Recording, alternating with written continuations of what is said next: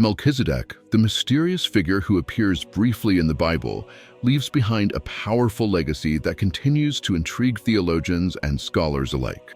His story is one of the most fascinating and enigmatic in the entire scripture. Who was Melchizedek, and why did the Bible devote a significant, albeit brief, passage to him? Unlike most biblical figures, Melchizedek seems to arrive out of nowhere. There are no detailed genealogies, no backstory to his reign, and no explanation of his life before or after his encounter with Abraham. His sudden appearance in Genesis 14 raises an important question. What is the significance of this king-priest, and why should we care about him today? The brief mention of Melchizedek in Genesis 14 verses 18 to 20 marks his encounter with Abraham after the latter's victory in battle. Abraham, in a gesture of gratitude, offers Melchizedek a tithe of his spoils, and Melchizedek, in turn, blesses Abraham. This exchange, while simple on the surface, carries profound theological implications that reverberate throughout the Bible. As both a king and a priest, Melchizedek represents a unique, dual role that was not common in Israel's later history. He was the king of Salem, an ancient name for Jerusalem, and at the same time, he was a priest of the Most High God, an office that, according to the Bible, was reserved for the Levites in later generations. This combination of priestly and royal authority in one figure is what makes Melchizedek so fascinating. What makes his story even more intriguing is the lack of detail regarding his ancestry or end. The Bible tells us that he was without father, without mother, without genealogy, a statement that has led many to view him as a type or foreshadowing of Christ. This mysterious nature of Melchizedek raises the possibility that he was not just a historical figure, but a divine prototype of a future priest-king who would come in the form of Jesus Christ. In fact, the New Testament book of Hebrews makes this connection explicit, stating that Jesus is a priest forever, according to the order of Melchizedek, Hebrews 7 verse 17. But why does this matter to us today? For many, the answer lies in the lessons we can draw from Melchizedek's life and role. Although he was a figure from a distant past, his example speaks to us about the eternal nature of Christ's priesthood, the relationship between kingship and priesthood, and the calling of believers to live lives of holiness and service. In an age where leaders often seem disconnected from their spiritual duties, Melchizedek's example offers a refreshing reminder of what true leadership looks like, a leadership that balances authority with humility, power with grace, and rule with righteousness. By examining the brief, yet powerful, story of Melchizedek, we gain insights not only into the history of Israel, but also into the nature of Christ's eternal priesthood. It challenges us to rethink what it means to be a leader, a servant, and a follower of Christ in the modern world.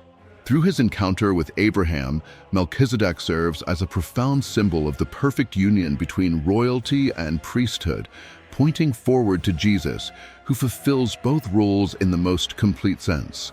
His legacy is not confined to the past, but continues to challenge and inspire us as we seek to understand our own relationship with God and how we can better serve in his kingdom. In Genesis 14, we encounter a remarkable and somewhat mysterious event involving Melchizedek, the king of Salem, and Abraham. The narrative begins with a conflict between several kings in the region of Canaan. These kings waged war against each other, and Lot, the nephew of Abraham, was taken captive along with his possessions when the kings of Sodom and Gomorrah were defeated.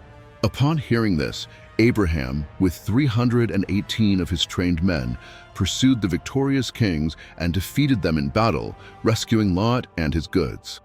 After this victory, Abraham returns to the Valley of Shave, where he meets Melchizedek, the king of Salem. Melchizedek is described not only as a king, but also as a priest of the Most High God. He brings out bread and wine and blesses Abraham, saying, "Blessed be Abram of the Most High God, maker of heaven and earth," and blesses God for delivering Abraham's enemies into his hands. In response, Abraham gives Melchizedek a tenth of all the spoils of war as a gesture of honor and thanksgiving. This brief yet profound interaction between Abraham and Melchizedek stands out for several reasons. First, it introduces Melchizedek as both a king and a priest, a combination of roles that was rare in the ancient world, where the roles of king and priest were often separate. Second, Melchizedek's blessing of Abraham and the offering of bread and wine foreshadow key elements of Christian sacramental theology, particularly the connection to Christ's offering at the Last Supper.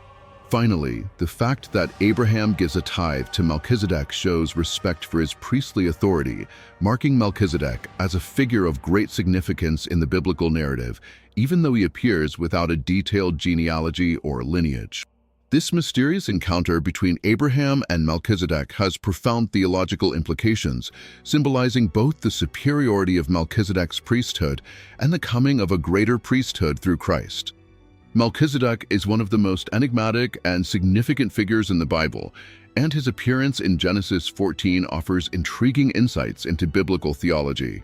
His name, which means King of Righteousness, and his title as the King of Salem, believed to be Jerusalem, are both loaded with symbolic significance.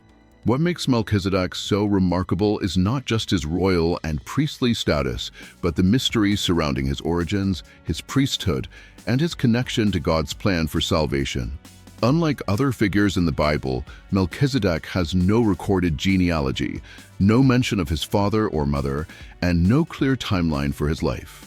This absence of details suggests a transcendence of ordinary human categories and hints at his symbolic importance as a timeless, eternal figure. In the historical and cultural context of ancient Israel, the roles of priest and king were typically separated.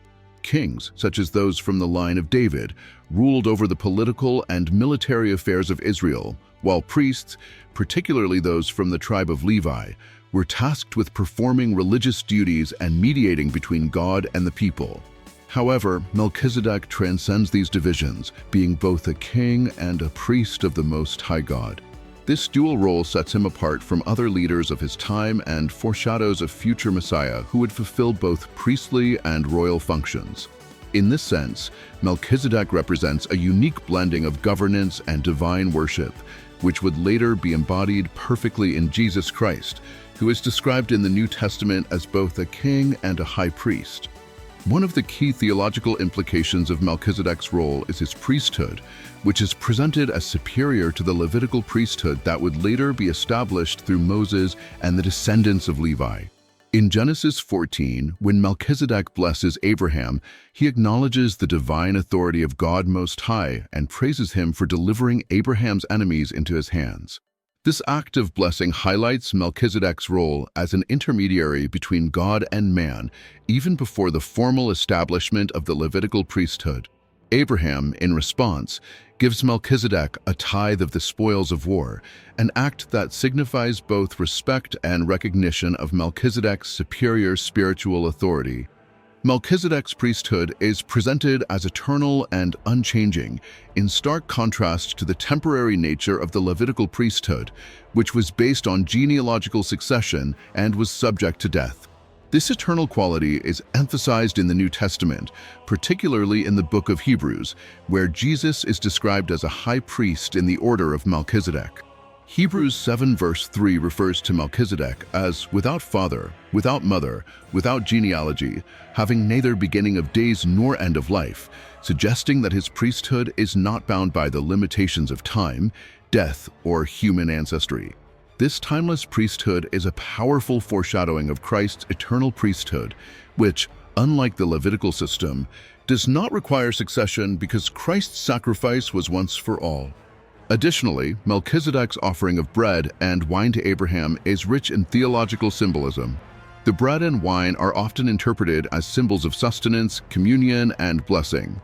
In Christian tradition, these elements are deeply connected to the Last Supper, where Jesus shares bread and wine with his disciples, symbolizing his body and blood. This connection between Melchizedek's offering and Christ's sacrifice hints at the universal and eternal nature of God's plan for redemption. Melchizedek, as a priest of God Most High, points forward to the ultimate high priest, Jesus, whose priesthood would surpass all others, offering not just temporary blessings, but eternal salvation to all humanity. The mystery surrounding Melchizedek is also part of what makes him so important. His sudden appearance, without any clear background or explanation, suggests that he represents something beyond human understanding. This ambiguity points to a divine mystery that cannot be fully grasped through human reason alone. In many ways, Melchizedek serves as a type of Christ, a figure whose priesthood and kingship transcend human limitations and prefigure the greater work of Jesus. By understanding Melchizedek's unique position in Scripture, we are invited to contemplate the nature of God's eternal plan and the way in which all Scripture points to Christ. One of the most intriguing aspects of Melchizedek's character is the mystery surrounding his genealogy, or rather, the complete absence of it. In the biblical account in Genesis 14, there is no mention of Melchizedek's parents, his lineage, or his ancestry, which sets him apart from nearly every other figure in the Bible. In a culture where genealogies were crucial for establishing authority, inheritance, and identity, especially for priests and kings, this omission is striking. In the case of the Levitical priesthood, for example, priestly duties were passed down from father to son, with clear genealogical records maintaining the purity and legitimacy of their roles. But with Melchizedek, there are no such markers. His sudden appearance and his role as both king and priest of Salem come without any explanation of his origin. This absence of genealogy is not a mere oversight, it carries deep theological significance. In Hebrews 7 verse 3, the author describes Melchizedek as without father, without mother, without genealogy, having neither beginning of days nor end of life, which suggests that his priesthood transcends the human limitations of time, birth, and death. This description echoes the idea that Melchizedek's priesthood is not bound by the typical human constraints and is, in some sense, eternal. It serves as a powerful foreshadowing of the eternal priesthood of Jesus Christ, whose priesthood is not based on a human lineage or ancestry, but on his divine calling and perfect sacrifice. The absence of a genealogy also hints at a more universal role for Melchizedek. While the Levitical priesthood was specific to the descendants of Levi, Melchizedek's priesthood is not tied to any particular ethnic group or family line. This universal aspect of his role as a priest of the Most High God implies that his ministry was not limited to one nation, but was open to all of humanity. In this way, Melchizedek's mysterious genealogy points beyond the constraints of Israel's covenant with God and anticipates the inclusive nature of Christ's redemptive work, which would extend salvation to all people, regardless of their heritage or background. Thus, Melchizedek's genealogy, or lack thereof, underscores his unique position in salvation history and emphasizes the eternal and universal nature of God's plan. Melchizedek's role in the Bible is not only mysterious, but also deeply symbolic, serving as a type of Jesus Christ, a prefiguration of the Messiah to come. The concept of a type in biblical theology refers to an Old Testament figure or event that foreshadows a greater reality fulfilled in the New Testament. Melchizedek, as both a king and a priest, fits this model perfectly, representing qualities and roles that would later be embodied in Jesus Christ. In Genesis 14, when Melchizedek blesses Abraham and receives a tithe from him, his dual role as king and priest is emphasized. This is significant because, under the Levitical system, the roles of king and priest were strictly separated. Kings ruled over the political realm, while priests served in the religious realm. Melchizedek, however, combines both roles, prefiguring Christ, who would later fulfill both priestly and kingly duties in a way that transcends any earthly system. The writer of Hebrews draws a direct connection between Melchizedek and Jesus, comparing the priesthood of Melchizedek to that of Christ. In Hebrews 7 verse 17, it states, "You are a priest forever, in the order of Melchizedek," indicating that Jesus' priesthood is of a different nature than the Levitical priesthood and is eternal, just like Melchizedek's. One of the key characteristics of Melchizedek's priesthood was its lack of genealogical lineage. He was without father, without mother, without genealogy, making his priesthood unique and eternal. This is a direct parallel to Jesus, whose priesthood is not based on earthly ancestry, but on his 20 divine appointment. Melchizedek's lack of beginning and end is symbolic of Christ's eternal nature as the Son of God, whose reign and priesthood have no end. Furthermore, the offering of bread and wine by Melchizedek to Abraham is a powerful symbol that points to the sacrament of communion in the New Testament. Just as Melchizedek offered sustenance to Abraham after his victory, Jesus would later offer his body and blood as sustenance for all believers, symbolized in the bread and wine of the Last Supper. The connection between Melchizedek and Jesus highlights that Melchizedek was more than just a historical figure. He was a divine symbol, prefiguring Christ's redemptive work.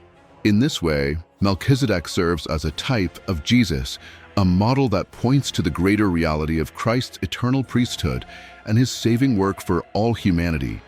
Melchizedek's mysterious presence in the Bible has always fascinated me, particularly because of the profound lessons we can draw from his life. What strikes me most is how he embodies a kind of timeless priesthood that transcends human understanding and the limits of tradition. Unlike the Levitical priests, who were bound by genealogies and rituals, Melchizedek's role seems to invite us to look beyond the structures we often rely on and focus on a more spiritual, eternal connection with God. His lack of a defined lineage and his dual role as both king and priest suggest that God's purposes and plans are often beyond the categories we set for them. For me, Melchizedek represents the idea that God's presence and blessing are not confined to a particular time or people. He was a priest of the Most High God, and yet he is not tied to the covenant that later defined Israel.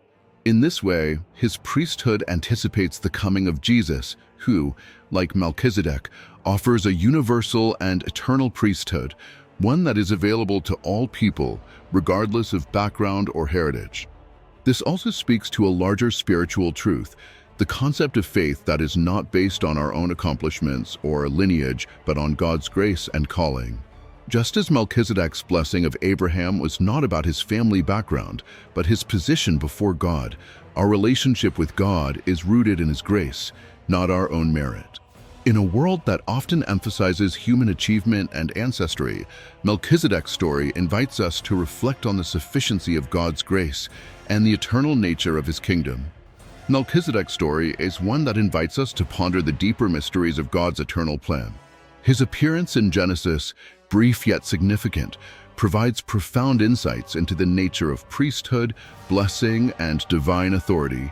As both king and priest, Melchizedek represents a unique foreshadowing of Jesus Christ, whose eternal priesthood transcends time, race, and human limitations. The connection between Melchizedek and Jesus challenges our understanding of spiritual authority, demonstrating that God's plan for salvation is not limited by earthly systems or genealogies, but is open to all who seek him. What makes Melchizedek particularly important to our faith is the way he points us toward a higher, more universal priesthood. Unlike the Levitical priests, whose role was bound by lineage and tradition, Melchizedek's priesthood is timeless and unbound by human limitations. He stands as a reminder that the blessings of God are not confined to a particular people, nation, or time. This universal approach is fully realized in Jesus, who, through his sacrifice, offers salvation to all who believe, regardless of their background. In the same way, we are called to live in the light of God's eternal covenant, where faith, not ancestry, becomes the means by which we are brought near to him. Melchizedek also challenges us to reflect on our own relationship with God. Just as Abraham recognized Melchizedek's spiritual authority and gave him a tithe, we too are called to recognize God's sovereignty in our lives and respond with gratitude, surrender, and faith. This act of tithing was not merely a financial gesture, but a spiritual recognition of the greater blessing that comes from God's presence in our lives. In a similar manner, our spiritual lives must reflect a heart of reverence, trust, and devotion to the one who blesses us beyond measure. As we reflect on Melchizedek's mysterious and profound role in the Bible, we are reminded that our faith is rooted not in our own understanding, but in God's greater plan for humanity. His priesthood, which points to the eternal priesthood of Jesus Christ, serves as a powerful reminder of the unchanging nature of God's grace and his willingness to bless all who come to him. Thank you for watching this video. I hope this exploration of Melchizedek has brought deeper insights into your understanding of God's eternal plan. If you enjoyed this content and want to learn more about biblical figures and their significance, please subscribe to our channel, like the video, and hit the notification bell so you never miss an update. Stay tuned for more content, and may you continue to grow in faith and understanding. God bless.